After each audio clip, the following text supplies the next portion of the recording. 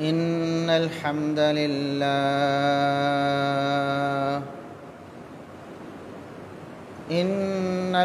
لله نحمده ونستعينه ونستغفره ونعوذ بالله من شرور أنفسنا ومن سيئات أعمالنا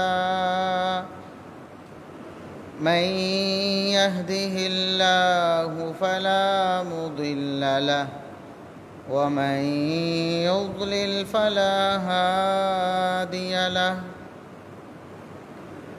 أشهد أن لا إله إلا الله وحده لا شريك له وأشهد أن محمدًا عبده ورسوله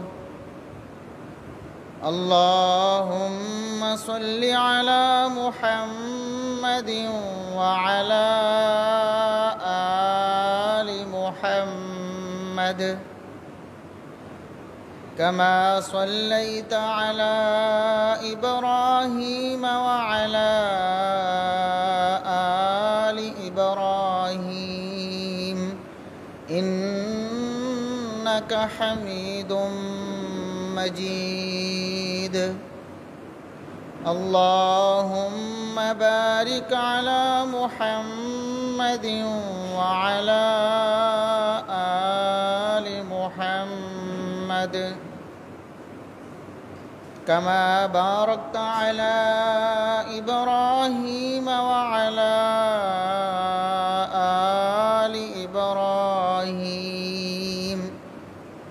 إنك حميد مجيد أما بعد فيا أيها الناس ألا إن خير الحديث كتاب الله وخير الهدي هدي محمد صلى الله عليه وسلم وشر الأمور محدثاتها وكل محدثة بدعة وكل بدعة ضلالة أعوذ بالله السميع العليم من الشيطان الرجيم من همزه ونفخه ونفثه بسم الله الرحمن الرحيم إلا تنصروه فقد نصره الله إذ أخرجه الذين كفروا ثاني اثنين إذ هما في الغار إذ يقول لصاحبه لا تحزن إن الله معنا انتہائی قابل احترام بزرگوں، عزیز نوجوان ساتھیوں، معززات و مکرمات اسلامی ماؤں اور بہنوں، ہر قسم کی حمد و ثنا، تعریف و تمجید، کبریائی، بڑائی، رفعت و عظمت اللہ رب العزت کے لیے جو پوری کائنات کا خالق و مالک ہے۔ بے شمار لا تعداد بے حد و حساب درود و سلام پیغمبر آخر الزماں، محسن انسانیت، محسن کائنات جناب محمد الرسول اللہ صلی اللہ علیہ وسلم کی ذات اقدس پر۔ محرم الحرام کا مہینہ شروع ہو چکا ہے، آج محرم کی 4 تاریخ ہے۔ محرم الحرام کے حوالے سے مسلمانوں میں بہت ساری بدگمانیاں پائی جاتی ہیں، بہت ساری خرافات اور بدعات انہوں نے ایجاد کر لی ہیں جن کا دین اسلام سے دور دور تک کا کوئی تعلق نہیں، بلکہ جن کے بارے میں ہمارے رسول اکرم صلی اللہ علیہ وسلم امت کو بتا کر گئے ہیں کہ یہ کام کرنے والا اس کا میرے سے کوئی تعلق نہیں۔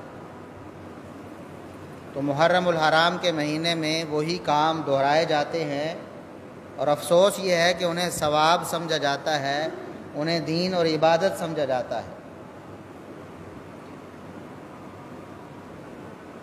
کسی مہینے کو یا کسی دن کو کوئی خاص امتیاز دینا، یہ اللہ اور اس کے رسول صلی اللہ علیہ وسلم کی اتھارٹی ہے۔ نبی اکرم صلی اللہ علیہ وسلم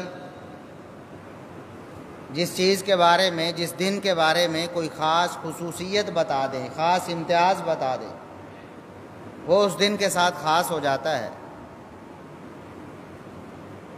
اور آپ صلی اللہ علیہ وسلم نے اگر کسی دن کو کوئی خاص امتیاز نہیں دیا تو کسی امتی کے پاس یہ گنجائش نہیں ہے یا اس کی یہ اتھارٹی نہیں ہے کہ وہ خود اپنے طور پر کسی دن کو کوئی خاص امتیاز دے دے، دینی حوالے سے اس کو خصوصیت دے دے۔ اور جن دنوں کو رسول اللہ صلی اللہ علیہ وسلم نے خوشی کے دن قرار دیا ہے، کسی امتی کے پاس یہ اجازت نہیں کہ وہ ان دنوں کو غم اور سوگ کے دن قرار دے۔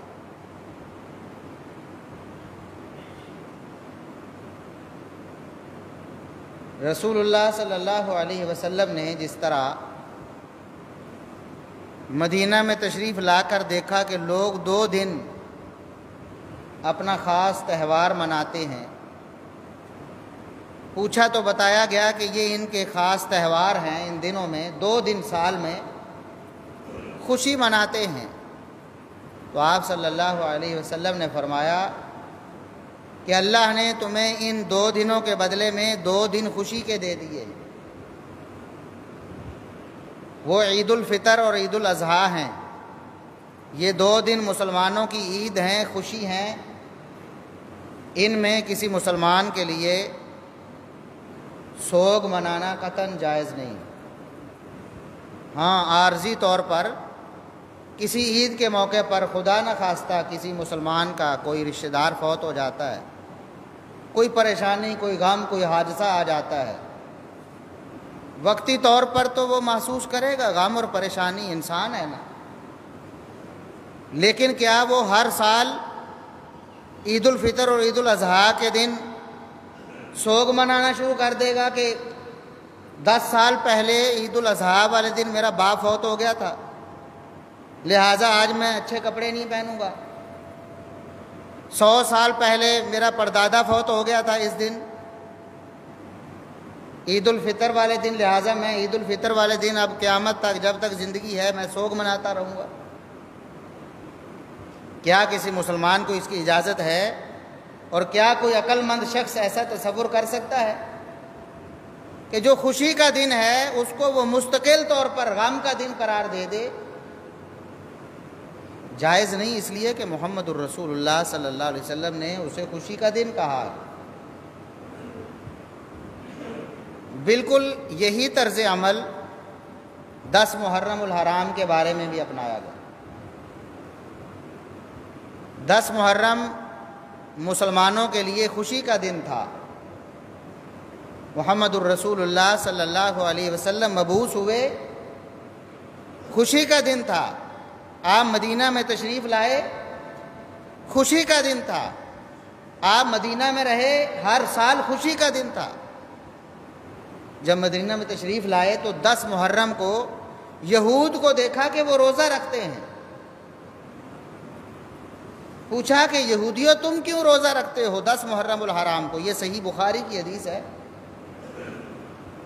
انہوں نے کہا جی ھذا یوم صالح، یہ خوشی کا دن ہے، ھذا یوم نجی اللہ بنی اسرائیل من عدوہم، اس دن اللہ رب العزت نے موسیٰ علیہ السلام کو اور ان کی قوم کو، جو ان کے ماننے والے تھے، بنی اسرائیل کو دشمن سے، فرعون سے اور آل فرعون سے نجات دی، اس لیے خوشی کا دن ہے۔ تو موسیٰ علیہ السلام نے اس خوشی پر اللہ کا شکریہ ادا کیا اور اس دن روزہ رکھا۔ فصامہ موسیٰ علیہ السلام نے آزادی کی خوشی میں روزہ رکھا۔ محمد الرسول اللہ صلی اللہ علیہ وسلم نے جب یہ سنا کہ یہودی کہتے ہیں کہ ہم موسیٰ علیہ السلام کی خوشی میں شریک ہونے کے لیے جس طرح انہوں نے آزادی کے موقع پر روزہ رکھا، ہم بھی چونکہ موسیٰ علیہ السلام کے ماننے والے ہیں، ہمارا دعویٰ ہے کہ ہم موسیٰ کے ماننے والے ہیں، لہٰذا ہم بھی اس دن اللہ رب العزت کو شکرانے کے طور پر اس خوشی پر روزہ رکھتے ہیں۔ نبی اکرم صلی اللہ علیہ وسلم نے فرمایا نحن احق بموسیٰ منکم، اور یہودیوں تم تو نام نہاد دعوے دار ہو موسیٰ علیہ السلام کے، تم نے موسیٰ علیہ السلام کی نہ شریعت کو مانا ہے، نہ ان کی کتاب کو مانا ہے، نہ ان کے دین کو مانا ہے، نہ تم نے توحید کو مانا ہے، تم کیسے یہ دعویٰ کرتے ہو کہ ہم موسیٰ علیہ السلام کے زیادہ تعلق والے ہیں؟ سن لو، میں محمد الرسول اللہ صلی اللہ علیہ وسلم اور میرے ماننے والے مسلمان یہ موسیٰ علیہ السلام کے زیادہ قریبی ہیں، ہمارا تعلق موسیٰ علیہ السلام سے زیادہ ہے، ہم موسیٰ علیہ السلام کی دعوت کو بھی مانتے ہیں، ان کی رسالت کو بھی مانتے ہیں، ان کی تبلیغ کو بھی مانتے ہیں، ان کی کتاب کو بھی مانتے ہیں۔ تم نے تو ان کی کتاب میں بھی تحریف کر دی تھی، لہذا تمہارا کیا واسطہ ہے موسیٰ علیہ السلام سے؟ میں محمد زیادہ حقدار ہوں صلی اللہ علیہ وسلم کہ میں موسیٰ علیہ السلام کی خوشی میں شریک ہو جاؤں۔ فصامہ وامر بصیامہ، آپ صلی اللہ علیہ وسلم نے اسی سال مدینہ میں آنے کے فوری بعد جب 10 محرم آیا، آپ نے خود بھی روزہ رکھا اور صحابہ کو فرمایا میرے صحابہ روزہ رکھو، یہ روزہ تمہارے اوپر فرض ہے، موسیٰ علیہ السلام کی خوشی میں شریک ہونا اور ان کی طرح شکرانے کا روزہ رکھنا تم سب پر فرض ہے۔ اور یہ روزہ فرض رہا یہاں تک کہ رمضان المبارک کی فرضیت نازل ہو۔ اب بعض اہل علم کے قول کے مطابق 3 ہجری میں رمضان المبارک کے روزے فرض ہوئے۔ اگر ایسا ہو پھر بھی 3 سال آپ صلی اللہ علیہ وسلم نے 2 یا 3 سال اس روزے کو فرض رکھا، اور جب رمضان المبارک کی فرضیت نازل ہوئی تو آپ صلی اللہ علیہ وسلم نے فرمایا اب تم میں سے جو رکھنا چاہتا ہے وہ رکھ لے، تمہارے اوپر مہینے کے روزے فرض ہو چکے ہیں، اب یہ روزہ تمہارے لیے اختیاری ہے، لیکن جو شخص یہ روزہ رکھے گا موسیٰ علیہ السلام کی آزادی پہ خوشی مناتے ہوئے شکرانے کے طور پر روزہ رکھے گا، اللہ رب العزت اس کے 1 سال کے گناہ معاف کر دے۔ آج بھی مسلمان روزہ رکھتے ہیں 10 محرم الحرام کو، قیامت تک مسلمان روزہ رکھتے رہیں گے۔ کیوں رکھیں گے روزہ؟ اس روزے کا سبب کیا ہے؟ خوشی ہے ہمیں، موسیٰ علیہ السلام ہمارے نبی ہیں، ہم ان کی نبوت اور رسالت کو مانتے ہیں، ہم ان کی کتاب کو بھی مانتے ہیں، ہم ان کی توحید کو بھی مانتے ہیں۔ ہمیں خوشی ہے کہ ہمارے نبی موسیٰ علیہ السلام کو اللہ رب العزت نے اس 10 محرم والے دن فرعون اور آل فرعون کی مصیبتوں سے تکلیفوں سے نجات دی تھی اور انہیں آزادی نصیب فرمائی تھی۔ ہم شکرانے کے طور پر جس طرح موسیٰ علیہ السلام نے روزہ رکھا ہم بھی روزہ رکھیں، اور قیامت تک ہم اسی خوشی کی وجہ سے روزہ رکھتے رہیں گے۔ اب جس دن کو محمد الرسول اللہ صلی اللہ علیہ وسلم نے ان سے پہلے موسیٰ علیہ السلام نے خوشی کا دن قرار دیا اور خوشی کو روزہ رکھ کر منایا، اور جس کو ہم آج بھی مناتے ہیں اور قیامت تک مناتے رہیں گے، اگر کوئی شخص آج اٹھ کر کہے کہ اس دن جی فلاں حادثہ ہو گیا تھا لہٰذا میں اس کو ماتم اور سوگ کا دن قرار دیتا ہوں، بتاؤ کہ ایسا شخص کیا محمد الرسول اللہ صلی اللہ علیہ وسلم کا فرما بردار رہے گا؟ جیسے عید الفطر اور عید الاضحیٰ والے دن کوئی فوتگی ہو جائے تو اس کو ہمیشہ ہمیشہ کے لیے کیا سوگ اور ماتم کا دن بنا لیں گے؟ نہیں، ہم محمد الرسول اللہ صلی اللہ علیہ وسلم کے پیروکار ہیں۔ اور یہ بات یاد رکھیں، محمد الرسول اللہ صلی اللہ علیہ وسلم کو بھی اللہ رب العزت نے بتا دیا تھا کہ آپ کے نواسے حسین رضی اللہ عنہ کو شہید کر دیا جائے گا، اور آپ صلی اللہ علیہ وسلم نے مختلف مواقع پہ سیدنا حسین رضی اللہ عنہ کی شہادت کے بارے میں خبر دی، لیکن ہر 10 محرم کو آپ روزہ رکھتے رہے۔ کون سا روزہ رکھتے رہے؟ غم اور سوگ کا روزہ ہوتا ہے کوئی؟ موسیٰ علیہ السلام کی آزادی کی خوشی میں شکرانے کا روزہ آپ صلی اللہ علیہ وسلم ساری زندگی رکھتے رہے۔ اور اسی زندگی میں آپ نے بتا دیا کہ میرے نواسے حسین رضی اللہ عنہ کو شہید کر دیا جائے، بالکل جیسے عمر فاروق رضی اللہ عنہ کی شہادت کے بارے میں بتایا، بالکل ایسے جیسے عثمان غنی رضی اللہ عنہ کی شہادت کے بارے میں بتایا، اور بالکل ایسے جیسے سیدنا علی رضی اللہ عنہ کی شہادت کے بارے میں بتایا، اور بالکل ایسے ہی جیسے اور صحابہ کرام کی شہادت کی پیش گوئی کی، ایسے ہی اپنے نواسے سیدنا حسین رضی اللہ عنہ کی شہادت کی پیش گوئی محمد الرسول اللہ صلی اللہ علیہ وسلم نے کی۔ آپ کو پتہ تھا شہید ہونا ہے، لیکن اس کے باوجود بھی آپ نے محرم کو سوگ نہیں منایا۔ جیسے موسیٰ علیہ السلام کی خوشی پہلے مناتے آئے تھے، اسی طرح مناتے رہے، اور اپنی امت کو بھی بتا کر گئے کہ تم نے بھی قیامت تک موسیٰ علیہ السلام کی خوشی میں شریک ہونا ہے، شکرانے کے طور پر روزہ رکھنا۔ اور آپ صلی اللہ علیہ وسلم دنیا سے چلے گئے، اس کے بعد سیدنا ابو بکر صدیق رضی اللہ عنہ، سیدنا عمر فاروق رضی اللہ عنہ، سیدنا عثمان غنی رضی اللہ عنہ، سیدنا علی المرتضیٰ رضی اللہ عنہ، سارے کے سارے صحابہ اسی پر کاربند رہے، اور سیدنا علی رضی اللہ عنہ کی شہادت کے بعد سیدنا حسن رضی اللہ عنہ 6 مہینے کے لیے خلیفہ رہے، پھر انہوں نے امت کی فلاح اور بہبود اسی میں دیکھی، امت کی ترقی اور خوشحالی اسی میں دیکھی کہ سیدنا معاویہ رضی اللہ عنہ جیسے قابل شخص کو امت کا اقتدار اور خلافت دے دی جائے، اور انہوں نے خلافت سیدنا معاویہ رضی اللہ عنہ کی جھولی میں ڈالی۔ سیدنا معاویہ رضی اللہ عنہ کا 20 سالہ عرصہ گزرا، ترقی اور خوشحالی کا سنہری دور گزرا، اس کے بعد 60 ہجری میں فوت ہو گئے۔ 61 ہجری میں سیدنا حسین رضی اللہ عنہ کی شہادت کا المناک واقعہ پیش آیا، یعنی آپ صلی اللہ علیہ وسلم کی ہجرت کے 61 سال بعد 61 سال گزر گئے، آپ صلی اللہ علیہ وسلم اور سب کا طریقہ یہی رہا کہ وہ 10 محرم کو خوشی ہی مناتے رہے، موسیٰ علیہ السلام کی خوشی میں شریک ہوتے رہے، شکرانے کا روزہ رکھتے رہے۔ جب یہ سانحہ پیش آ گیا، اس کے بارے میں پہلے میں بتا چکا ہوں، اور آئندہ بھی انشاءاللہ خطبات میں بتایا جائے گا کہ کون تھے شہید کرنے والے، ان کا مقصد کیا تھا، کون سے وہ بدبخت۔ یہ وہی تھے جو نام لیوا تھے، جھوٹے نعرے مارنے والے، جھوٹے دعوے کرنے والے کہ ہم محب ہیں، وہی تھے۔ بہرحال انہوں نے اپنا کام کیا، لعنت برسی ان پر اللہ کی، فرشتوں کی، سارے انسانوں کی۔ انہوں نے سیدنا حسین رضی اللہ عنہ کو دھوکے سے شہید کر، جب شہید ہو گئے، یہ ایک المناک واقعہ تھا، پریشانی والا واقعہ تھا۔ ظاہر ہے مسلمان پریشان ہوئے، لیکن کسی مسلمان نے اس پریشانی کی وجہ سے 10 محرم کے شکرانے کے روزے کو ترک نہیں کیا۔ خود سیدنا حسین رضی اللہ عنہ کی آل میں سے بھی کسی نے ترک نہیں کیا۔ ان سے بڑھ کر کس کو پریشانی ہو سکتی ہے؟ کیا آج کے دعوے داروں کو سیدنا حسین رضی اللہ عنہ کے جو رشتہ دار وہاں موجود تھے، ان کی شہادت کے وقت اور بعد میں، کہ ان سے زیادہ ان کو غم اور پریشانی؟ تاریخ اسلام میں کسی ایک اہل بیت کا نام لیں، کسی ایک محدث اور مفسر کا نام لیں، کسی ایک امام کا نام لیں جس نے 10 محرم کا روزہ، شکرانے کا روزہ سیدنا حسین رضی اللہ عنہ کے غم میں ترک کر دیا۔ غم اور پریشانی سب کے لیے پریشانی۔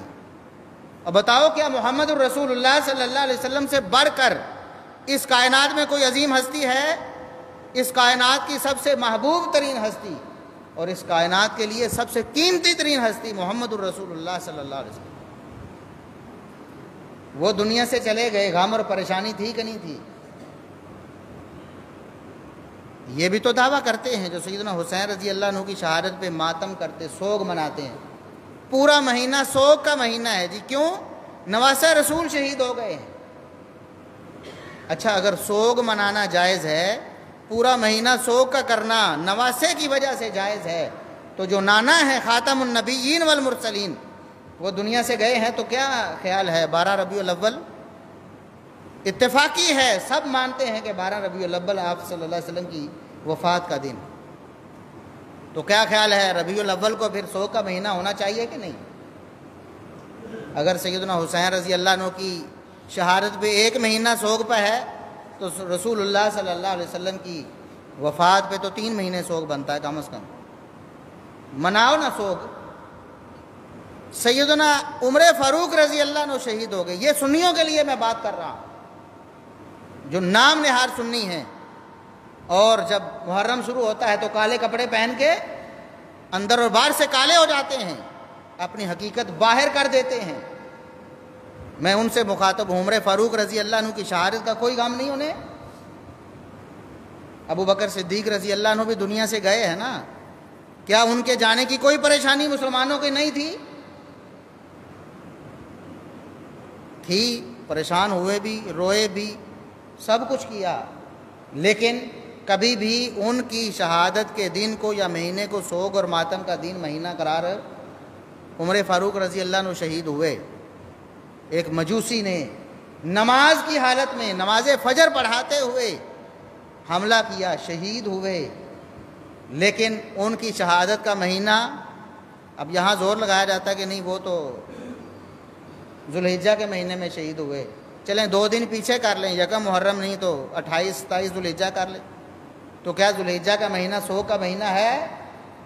مناتے ہیں یہ نام نہاد سنی سوگ، کالے کپڑے پہنتے ہیں، کیوں نہیں؟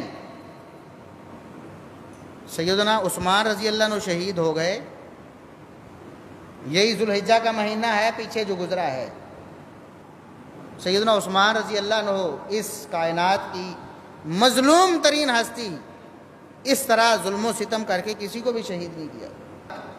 کھانا پینا بھی روکا گیا، چوری چھپے اگر کوئی پہنچ جاتا تو کھا لیتے، ورنہ بھوکے پیاسے قرآن کی تلاوت کر رہے.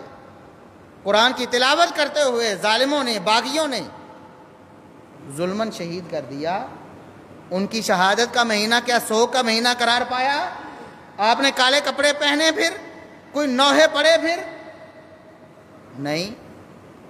سیدنا علی رضی اللہ عنہ شہید ہوئے. اب سنی اور شیعہ دونوں ہی مخاطب ہیں. کیا علی المرتضیٰ رضی اللہ عنہ کا مقام بالاتفاق سیدنا حسین رضی اللہ عنہ سے زیادہ نہیں ہے؟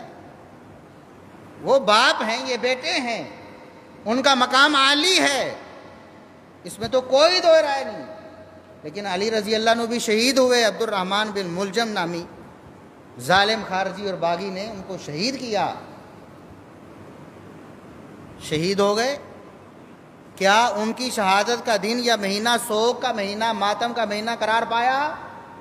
کہاں گئے آپ کے کالے کپڑے؟ کہاں گیا آپ کا ماتم؟ کہاں گیا آپ کا سوگ؟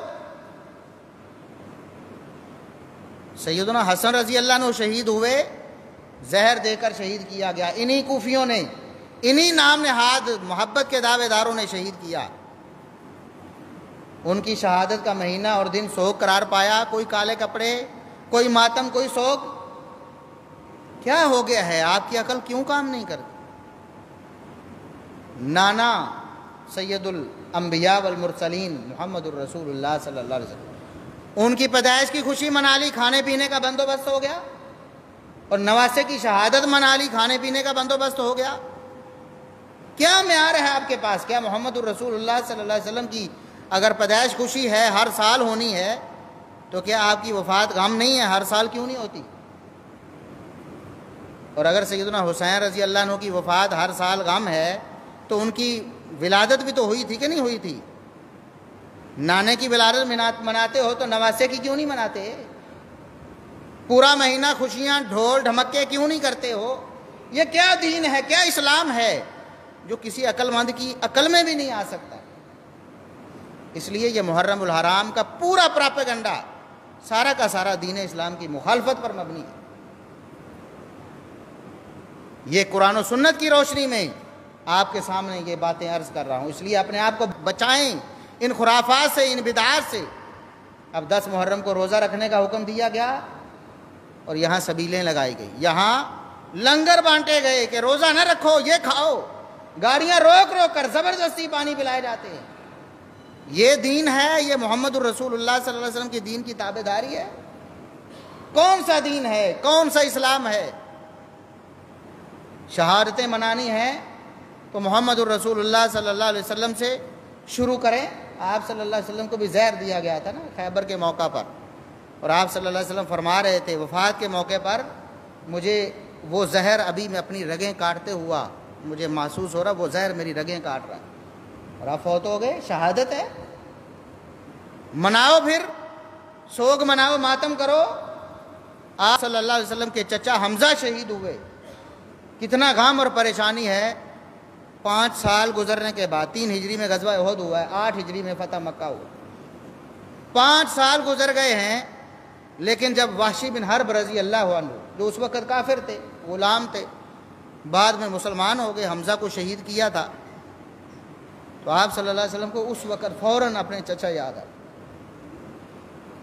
فرمایا وحشی تمہارا اسلام قبول ہے، تمہارے سارے گناہ معاف ہو گئے ہیں، مجھے تم پر کوئی ملال نہیں، لیکن ابھی اچانک سامنے آئے ہو تو مجھے چچا یاد آ گئے ہیں، تھوڑی دیر کے لیے سائیڈ پہ نہیں ہوتے، میں ذرا سنبھل لوں، اپنے چچا کے غم سے پریشانی سے باہر آ لوں۔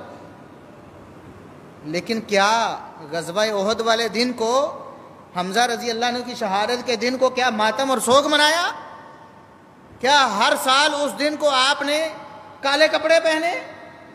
نہیں، آپ کی بیوی خدیجہ رضی اللہ عنہا فوت ہوئی، آپ کی زندگی میں فوت ہوئی وہ خدیجہ جن کو یاد کر کے محمد الرسول اللہ صلی اللہ علیہ وسلم بعد میں بھی پریشان ہوا کرتے تھے کہ میری وہ بیوی، وہ غم گسار، وہ میری ڈھارس بندھانے والی بیوی، جب سارے لوگ کہہ رہے تھے کہ محمد الرسول اللہ صلی اللہ علیہ وسلم نعوذ باللہ جھوٹ بول رہے ہیں، میری وہ بیوی میری ہمت بندھا رہی، اس کو بعد میں بھی یاد کرتے ہیں، گوشت بناتے ہیں تو سہیلیوں کو بھیجتے ہیں، خدیجہ کی سہیلیوں کو دیکھ کر آؤ۔ کیا سیدہ خدیجہ رضی اللہ عنہا کی وفات کا دن آپ صلی اللہ علیہ وسلم نے ہر سال منایا؟ سوگ اور ماتم کچھ بھی کیا؟ کتنے ایسے تھے آپ صلی اللہ علیہ وسلم کے جانثار وفادار، آپ کے سامنے شہید ہوئے، آپ کے سامنے دنیا سے گئے، لیکن کبھی سوگ اور ماتم کا تصور نہیں دیا آپ نے۔ خود آپ صلی اللہ علیہ وسلم دنیا سے چلے گئے، آپ کے بعد آپ کے صحابہ، آپ کے رشتہ دار، کبھی سوگ اور ماتم کا کوئی تصور نہیں۔ اور اہل بیت کے افراد میں سیدنا حسین رضی اللہ عنہ کی شہادت کے بعد کوئی سوگ اور کوئی ماتم کا تصور، لیکن آج اسے دین بنایا گیا۔ جو روکنے والا ہے اس کو کہتے ہیں کہ یہ توہین کرتے ہیں، یہ جو مانتے ہی نہیں ہیں جی، اہل رسول کو مانتے نہیں ہیں، ہم سے بڑھ کر کوئی اہل بیت کو ماننے والا نہیں۔ ہم اللہ کے فضل و کرم سے قرآن و سنت کی روشنی میں بالکل 100% اسی طرح مانتے ہیں جس طرح اللہ اور اس کے رسول نے حکم دیا ہے۔ ایک ذرہ برابر بھی، ایک بال کے برابر بھی کوئی مائی کا لال یہ ثابت نہیں کر سکتا کہ ہم نے اہل بیت کی شان میں ایک بال کے برابر بھی کمی کی ہو۔ یہ تو محرم کے حوالے سے، اور محرم الحرام میں پھر ہونا کیا ہے؟ یہ سیدنا حسین رضی اللہ عنہ کی شہادت، یہ تو ایک بہانہ بنایا گیا۔ اب اس کی آڑ میں ہوتا کیا ہے؟ ابو بکر صدیق رضی اللہ عنہ سے لے کر عمر فاروق رضی اللہ عنہ سے لے کر عثمان غنی رضی اللہ عنہ سے لے کر سارے صحابہ پر تبرہ کیا جاتا ہے، طعن کی جاتی ہے، نعوذ باللہ ان کے ایمان کو اس کا انکار کیا جاتا ہے، نعوذ باللہ کافر اور منافق تک کے لفظ کہے جاتے ہیں۔ یہ کون سا دین ہے جس کی بنیاد ہی گالی پر ہے، لان تان پر ہے، لانتے کرو لانتے کرو، فلاں پر لعنت، فلاں پر لعنت، فلاں پر لعنت، نماز بھی لعنت، نماز میں بھی لانتے ہیں۔ تبرے کے بغیر نماز ہی قبول نہیں ہوتی، جب تک لعنت نہ کریں صحابہ پر نماز قبول نہیں ہوتی۔ ان کا دین ہی لعنتوں پر ہے، گالیوں پر ہے، جھوٹ پر ہے، بہتان پر ہے۔ ابو بکر صدیق رضی اللہ عنہ اس امت میں سب سے زیادہ فضیلت والے ہیں، سب سے عالی مقام والے ہیں۔ خود رسول اللہ صلی اللہ علیہ وسلم جن کے بارے میں فرماتے ہیں ان من امن الناس علی فی صحبتہ ومالہ ابا بکر، لوگوں سن لو، اس کائنات میں ابو بکر سے بڑھ کر نہ کسی نے ساتھ دینے میں اور نہ کسی نے مال خرچ کرنے میں میرا ساتھ دیا ہے، ابو بکر سے بڑھ کر کسی کے میرے اوپر احسانات نہیں ہیں۔ یہ ابو بکر، یہ صحیح بخاری کی حدیث ہے، یہ ابو بکر صدیق رضی اللہ عنہ کے بارے میں رسول اللہ صلی اللہ علیہ وسلم نے بتایا۔ اور صحابہ کیا کہتے ہیں؟ ابو سعید خدری رضی اللہ عنہ کہتے ہیں کانا ابو بکر ہوا اعلمنا، سب صحابہ سے بڑھ کر، نبی پاک صلی اللہ علیہ وسلم کے سب پیاروں سے بڑھ کر ابو بکر زیادہ علم والے تھے۔ کانا ابو بکر ہوا اعلمنا، سب سے زیادہ علم والے کون تھے صحابیوں میں سے؟ سیدنا علی رضی اللہ عنہ کا علم کی نفی نہیں ہے، لیکن ابو بکر کے علم کی گواہی سارے صحابہ دیتے کہ سب سے بڑھ کر اور یہی ابوبکر صدیق رضی اللہ عنہ ہے جن کے بارے میں اسی موقع پر رسول اللہ صلی اللہ علیہ وسلم فرماتے ہیں مسجد نبوی میں داخل ہونے والے سارے دروازے بند کر دو الا باب ابی بکر، سوائے ابو بکر کے دروازے کے سارے دروازے بند کر دو، کسی کا دروازہ مسجد نبوی میں نہیں کھلنا چاہیے، یا محمد الرسول اللہ صلی اللہ علیہ وسلم کا دروازہ ہوگا یا ابو بکر صدیق کا دروازہ ہوگا۔ اور اسی حدیث میں آپ صلی اللہ علیہ وسلم نے فرمایا اگر دنیا میں نے خلیل اللہ کو بنایا ہے، اگر دنیا میں میرا کوئی خلیل ہوتا تو وہ ابو بکر ہوتے، سب موجود ہیں، عمر، عثمان، علی، طلحہ، زبیر رضی اللہ عنہ۔ فرمایا دنیا میں اگر کسی کو میں خلیل بناتا تو وہ ابو بکر کو بناتا۔ پوچھا گیا اللہ کے رسول، صحیح بخاری کی حدیث ہے، پوچھا گیا اللہ کے رسول ای الناس احب الیک، آپ کو سب سے پیارا کون ہے؟ آپ کو سب سے پیارا کون ہے؟ آپ صلی اللہ علیہ وسلم نے سمجھا کہ شاید عورتوں میں سے پوچھ رہے، فرمایا عائشہ مجھے سب سے زیادہ پیاری ہیں۔ عرض کی اللہ کے رسول میں نے مردوں میں سے پوچھا تھا، فرمایا ابوہا، اس کے والد ہیں۔ پھر مجھے ساری کائنات میں سے، سارے انسانوں میں سے سب سے زیادہ بڑھ کر انبیاء رسول تو افضل ہے نا بالاتفاق، انسانوں میں سے، امتیوں میں سے سب سے بڑھ کر اگر کوئی محبوب ہے تو ابو بکر ہیں۔ اور پھر آپ صلی اللہ علیہ وسلم نے خود اپنی زندگی میں آخری ایام میں بتایا ہے، امت کو رہنمائی کی ہے کہ میرے بعد تم نے کرنا کیا ہے۔ ایک عورت آتی، صحیح بخاری کی حدیث، ایک عورت آتی ہے، اللہ کے رسول میرا یہ کام ہے، آپ نے کام کر دیا؟ فرمایا بی بی دوبارہ آنا۔ اس نے سوال کر لیا اللہ کے رسول اگر میں آؤں اور آپ نہ ہوں تو کیا کروں؟ صحیح بخاری کے الفاظ ہیں کانہا ترید الموت، اس کا اشارہ یہ تھا کہ آپ دنیا سے چلے جائیں تو میں کس کے پاس آؤں؟ دوبارہ آنا جو ہے، فرمایا ان لم تجدینی فاتی ابا بکر، اگر میں نہ ہوں دنیا میں اور تم آؤ تو تم نے ابو بکر کے پاس آنا ہے۔ کیا بتایا کہ میرے بعد کون ہوگا؟ ابو بکر ہوں گے۔ اور صحیح بخاری اور صحیح مسلم دونوں کی حدیث ہے، اللہ کے رسول صلی اللہ علیہ وسلم نے فرمایا، سیدہ عائشہ رضی اللہ عنہا راویہ ہیں، میں نے ارادہ کیا اردت ان ارسل الی ابی بکر وابنہ، میں نے ارادہ کیا کہ ابو بکر کو اور ان کے بیٹے عبد الرحمن کو بلاؤں، وَأَعْهَدَ، اور میں وصیت لکھ دوں، لکھ کر دے جاؤں، مجھے خطرہ ہے ان یتمنى المتمنون، کوئی تمنا کرنے والے، حرص والے آ جائیں، کہیں کہ انا اولا، میرا زیادہ حق بنتا ہے، نبی کے بعد میرا حق زیادہ بنتا ہے، مجھے خطرہ ہے کہیں ایسا نہ ہو جائے۔ تو میں نے کہا کہ چلو ابو بکر کو اور ان کے بیٹے کو بلا کر لکھوا دیتا ہوں۔ ثم قلت، پھر میں نے ارادہ ترک کر دیا، میں نے کہا یأبی اللہ ویدفع المؤمنون، یہ تو ہو ہی نہیں سکتا ابو بکر کے ہوتے ہوئے کوئی خلیفہ بن جائے، نہ اللہ نے ابو بکر کے علاوہ کسی کو خلیفہ بننے دینا ہے، نہ مومنوں نے ابو بکر کے علاوہ کسی کو قریب پھٹکنے دینا ہے۔ یہ صحیح بخاری اور صحیح مسلم دونوں کے الفاظ ہیں۔ آج لوگ پوچھتے ہیں نا جی وہ حضرت عمر نے روک دیا تھا کاغذ قلم سے تو آپ لکھوانا چاہتے تھے، وہ علی کی خلافت لکھوانا چاہتے تھے، نعوذ باللہ۔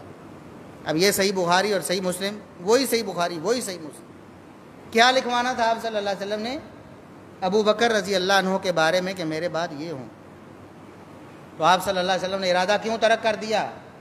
فرمایا مجھے پتہ چل گیا ہے نہ اللہ نے ابو بکر کے علاوہ کسی کو خلیفہ بننے دینا ہے، نہ مومنوں نے کسی کی بیعت کرنی۔ اور ایسا ہی ہوا، اختلاف ہوا وقتی طور پر، کیونکہ یہ حدیث بالکل آخری ایام میں سیدہ عائشہ رضی اللہ عنہ کے سامنے آپ نے فرمان جاری کیا اور اس کے 1-2 دن بعد آپ دنیا سے چلے گئے۔ یہ معروف ہوئی نہیں لوگوں کے ہاں، اور لوگوں نے آپس میں مشورہ کیا، اور حکمت بھی یہ تھی کہ رسول اللہ صلی اللہ علیہ وسلم دنیا کو بتانا چاہتے تھے کہ میرے حکم سے اگر میں حکم جاری کرتا پھر تو سب نے ماننا ہی ماننا تھا نا۔ میں حکم جاری کر کے نہیں گیا، میں اپنی خواہش بتا کے گیا ہوں، اپنا امر بتا کے گیا ہوں، لوگوں کو بتا کے نہیں گیا۔ گھر میں اپنی بیوی کو بتایا ہے کہ اللہ اور مومنوں نے ابو بکر کے علاوہ کسی کو نہیں بننے دینا۔ حکمت کیا تھی؟ اگر بتا کر جاتے، کہہ کر جاتے تو پھر تو اور بات ہوتی، لیکن مومنوں نے اپنی مرضی سے بھی ابو بکر کے علاوہ کسی کو چننا نہیں تھا۔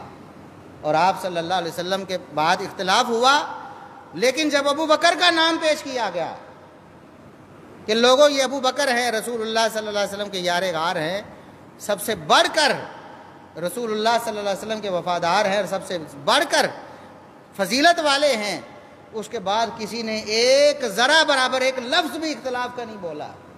حالانکہ پہلے اختلاف اتنا ہو چکا تھا، مہاجرین کہتے تھے ہمارے میں سے خلیفہ ہو، انصار کہتے تھے ہمارے میں سے خلیفہ ہو، پھر کچھ لوگوں نے باتیں کر دی ایک خلیفہ مہاجرین میں سے ہو جائے، ایک انصار میں سے ہو۔ جب عمر بن خطاب رضی اللہ عنہ نے یہ سنا تو پریشان ہو گئے کہ اگر یہ معاملہ ہو گیا تو سارا ہی کھانا خراب ہو جائے گا، بھلا دو بھی خلیفہ ہو سکتے ایک وقت، ایک کہے کہ ایسے کرنا دوسرا کہے ایسے کرنا تو امت لڑ لڑ کے مر جائے۔ انہوں نے کہا نہیں ایسا نہیں ہونا چاہیے، فرمایا کہ ابو بکر ہیں صاحب رسول اللہ صلی اللہ علیہ وسلم، یہ رسول اللہ صلی اللہ علیہ وسلم کے سب سے پہلے صحابی ہیں، اور یہ صحیح بخاری میں ہے۔ آج لوگ کہتے پہلے ایمان کون لایا، اور کئی نام نہاد سنی بھی کہتے جی ابو بکر کو پہلے ایمان لانے والا کہہ کر آپ علی کی توہین کرتے، نعوذ باللہ ثم نعوذ۔ یہ صحیح بخاری میں حدیث موجود ہے، بیان کرنے والے عمار ابن یاسر ہیں، عمار ابن یاسر رضی اللہ عنہ۔ وہ بیان کرتے ہیں میں جب نبی پاک صلی اللہ علیہ وسلم کے پاس اسلام لے کر آیا، آپ کے پاس 5 غلام تھے، 2 عورتیں تھیں اور ایک ابو بکر تھے۔ ابو بکر سب سے پہلے مسلمان ہونے والے، سب سے پہلے صحابیت کا شرف پانے والے۔ فرمایا کہ یہ ابو بکر ہیں رسول اللہ صلی اللہ علیہ وسلم کے صحابی بھی ہیں، آپ صلی اللہ علیہ وسلم کے یار غار بھی ہیں، ثانی اثنین جن کے بارے میں قرآن نے فرمایا، اور سب مسلمانوں سے بڑھ کر، سب ایمان والوں سے بڑھ کر مسلمانوں کی حکومت اور اقتدار سنبھالنے کے اہل ہے، لہٰذا میں ان کے ہاتھ پہ بیعت کرتا ہوں، تم بھی کرو۔ سب نے بغیر کسی چون چرانگ، حالانکہ پہلے اختلاف کیے بیٹھے ہیں، لیکن جب ابو بکر کا نام دیکھا کسی نے بھی ایک بھی صحابی پیچھے نہیں رہا، نہ سیدنا علی رضی اللہ عنہ اور نہ کوئی اور۔ اور آخری بات کرتا ہوں، محمد بن حنفیہ علی رضی اللہ عنہ کے بیٹے ہیں، صحیح بخاری میں موجود ہے، وہ کہتے ہیں میں نے ایک دن پوچھا اپنے والد گرامی سے سیدنا علی رضی اللہ عنہ سے، ذرا آپ اپنا عقیدہ تو بتائیں، ای الناس خیر بعد النبی صلی اللہ علیہ وسلم، رسول اللہ صلی اللہ علیہ وسلم کے بعد سب سے بہترین ہستی کون سی، اس کا نام تو بتائیں۔ فرمایا ابو بکر ہیں۔ میں نے پوچھا پھر کون ہے، فرمایا پھر عمر ہیں۔ میں نے پوچھا پھر کون ہے، اور یہ کہنے کی بجائے میں نے سوال بدل دیا، میں نے کہا پھر آپ کا ہی نمبر ہوگا نا، پہلے نمبر پہ آپ نے بتایا ابو بکر ہے مان لیا، دوسرے نمبر پہ بتایا عمر ہے مان لیا، اب تیسرے نمبر پہ یہ نہیں پوچھا کون ہے بلکہ کہہ دیا پھر تو آپ ہی ہوں گے نا۔ فرمایا نہیں وما انا الا رجل من الناس، تیسرے نمبر پر بھی میں نہیں ہوں، یہ علی رضی اللہ عنہ نے بتایا ہے۔ آج کس کا عقیدہ علی رضی اللہ عنہ کے عقیدے کے مطابق ہے، اور دعوے کتنے ہیں، نعرے کتنے ہیں، اور خرافات کتنی ہیں، بدعات کتنی ہیں۔ نہ رسول اللہ صلی اللہ علیہ وسلم کی بات مانی، نہ صحابہ کی، نہ اہل بیت کی، نہ سیدنا علی رضی اللہ عنہ کی، نہ حسن و حسین رضی اللہ عنہما کی، نہ سیدہ فاطمہ الزہرا رضی اللہ عنہ کی۔ وہ آئی تھیں، انہوں نے سمجھا کہ میرا حصہ وراثت میں بنتا ہے۔ ابو بکر صدیق رضی اللہ عنہ نے بتایا کہ بیٹا آپ کے بابا محمد الرسول اللہ صلی اللہ علیہ وسلم یہ فرما کر گئے ہیں کہ انبیاء کی وراثت نہیں ہوتی، میں حاضر ہوں، مجھے اپنی بیٹی عائشہ سے بڑھ کر تم سے زیادہ محبت ہے، حالانکہ نبی کو سب عورتوں سے زیادہ عائشہ سے محبت ہے، لیکن آپ چونکہ عائشہ میری بیٹی ہے میرے لحاظ سے، اور تم نبی کی بیٹی ہو، مجھ سے مانگو جو مانگنا چاہتی ہو، میں حاضر ہوں، میں خادم ہوں، میں تمہیں دوں گا، لیکن اس مال میں سے آپ کو نہیں مل سکتا، کیونکہ محمد الرسول اللہ صلی اللہ علیہ وسلم نے فرمایا۔ سیدہ فاطمہ رضی اللہ عنہا نبی پاک کی حدیث سن کر، اپنے بابا کی حدیث سن کر واپس چلی گئیں، زندگی میں جب تک زندہ رہی ایک کلمہ بھی نہیں کہا کہ میرے ساتھ ظلم ہوا۔ یہ کہاں سے نکال لیا کہ جی غصب ہو گیا، جی ظلم ہو گیا، جی سب جھوٹ، سب طوفان جھوٹ گھڑے گئے تاریخ اسلام کو مسخ کرنے کے لیے، صحابہ کرام کو بدنام کرنے کے لیے۔ اللہ سے دعا ہے کہ اللہ رب العزت ہمیں صحابہ کرام کی شان اور مقام سمجھنے کی توفیق عطا فرمائے، اور محرم الحرام کو اسی طرح گزارنے کی توفیق عطا فرمائے جس طرح نبی کریم صلی اللہ علیہ وسلم نے گزارا، آپ کے صحابہ، آپ کے اہل بیت نے گزارا۔ سبحان ربک رب العزت عما یصفون وسلام علی المرسلین والحمد للہ رب العالمین۔